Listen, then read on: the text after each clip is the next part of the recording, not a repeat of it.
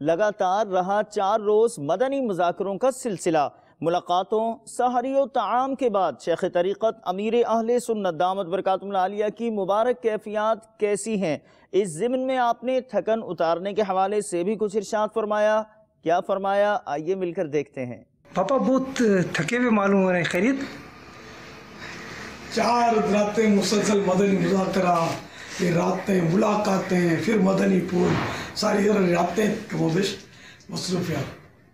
मेरी उम्र आपके सामने है। तो इसका कोई इलाज जिससे थकन उतर जाए? एक इलाज ये है कि जब थकन लगी हो ना तो गुस्ल कर लिया जाए नीम गर्म पानी से, इससे भी थकन उतरती है। और जो मेहनत मजदूरी के काम करते हैं ना, उनको चाहिए कि सोते वक्त 33 बार सुबहान अल्लाह, 33 बार अल्हम्दुलिल्लाह और 34 बार अल्लाह अकबर पढ़ ले, तो इंशाअल्लाह उसको हिम्मत आ जाएगी, थकन उसको नहीं लगेगी, काम में माशाअल्लाह इंशाअल्लाह। इंशाअल्लाह। मरहबा। सल्लु अला हबीब सल्लल्लाहु तआला अला मुहम्मद।